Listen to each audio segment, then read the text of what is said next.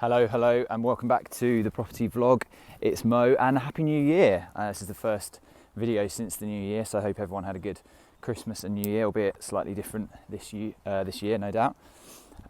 So first video of this year, I'm going to run through a few updates on some of our sites, going down to the southwest to check in on progress tomorrow and have a look at a couple of them. And also in this video I wanted to talk about how we at KHP work with investors. So there's a few different ways we work with investors, so I want to cover that off as well in this video.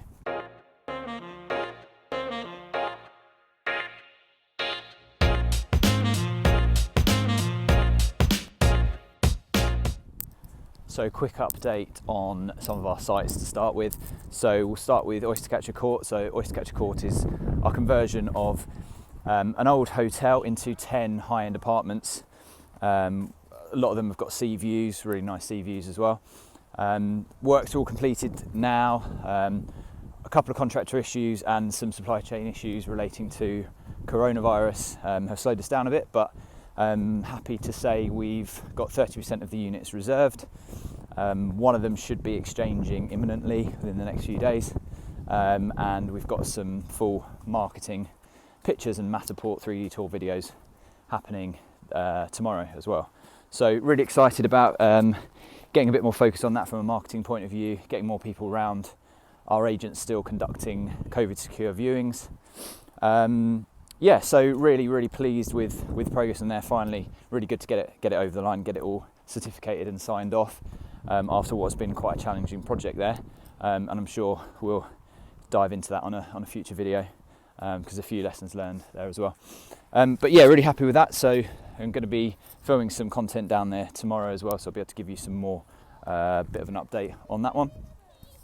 So that's Oyster Court, 30% reserved, all completed, certificated and signed off. So that's great. Also going to head down to Trinity House tomorrow, which is our conversion of a former hospital into apartments and townhouses.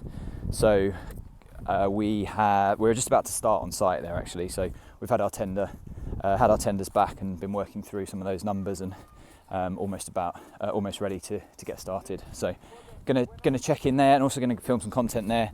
Hopefully with Tom, our development manager, sort of talk through the project, what we're doing, what it looks like now and what it's going to look like and the kind of work we're doing there, and actually look inside as well, because I know previously we've only had externals to show. So yeah, excited to go and have a look around there and have a look at that. So that'll be this week. So Orchard House, 22 units that we're converting from a former care home into apartments. So all the units are complete. All the units have been either sold or are reserved. The final 3 exchanges of completions are happening imminently. Like a lot of people in the industry, a lot of developers experiencing delays and home buyers experiencing delays in getting their mortgage offers through, and also getting surveyors and valuers out to actually value the property, and solicitors are quite overwhelmed with work at the minute as well. So a few delays there, but starting to pick up now, and hopefully we'll get those over the line in the next few weeks. Also an update on our project in Exeter. Can't say too much about it now, but we are hopefully just about to exchange on that. So next few days we'll be in a position to exchange on that. So that's really exciting, and excited to be able to share some more information about that project in due course. Just realised I missed off an update on Regent House. So Regent House is our conversion of a 32-bed former student HMO in the centre of Plymouth into 33 HMO rooms split across 4 properties, 3 8-beds and a 9-bed. Progress is going really well. We've got number 10, which is the first property. So we've got 10, 11, 12 and 13. So number 10 is an 8-bed property. It's now been completed. We've now got the photos and Matterport. Actually, I'll put some of the updates of that stuff on this video as well. So that unit is completed now. We've got the first tenants have moved in, and progress is going really well on the other units, 11, 12 and 13, and I will hopefully be able to film an update soon in there with some progress on those units specifically. So I wanted to talk a bit about investment with KHP and how we work with our investors to deliver like amazing returns and deliver great projects that they can be involved in. So I think the key thing to talk about with investors is, from our point of view, we obviously want to make sure we're doing the right thing for the investors. So the first thing we do when we speak to a new investor is sort of understand what their situation is. What is it they're actually after?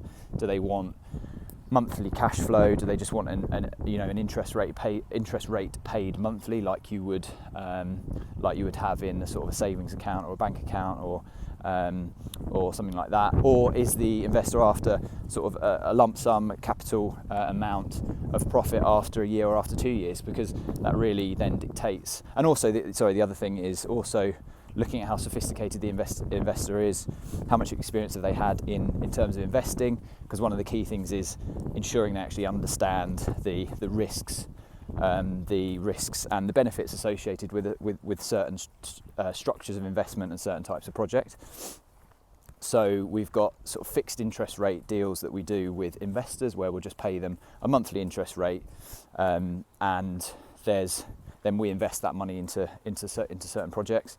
Alternatively, we can actually do a profit share arrangement where the investor puts the money in, and then at the end of the project, once we've sold all the units, there'll be a profit share to share with the investors. But the thing with that is you've got to make sure the investors understand what the risks associated with the project are, and that's actually not just something morally we would want to do as a company, but also a legal requirement and one of the FCA requirements. The Financial Conduct Authority, after a lot of collective investment schemes have been missold in the past, where investment firms and developers have sort of pulled together a load of investors' money and put it into schemes that were quite high risk, potentially high risk, high reward, and the investors didn't really understand what the risks associated with the project were, so they just thought it was like a standard investment type product, but with a really good return, and actually ended up losing a lot of money,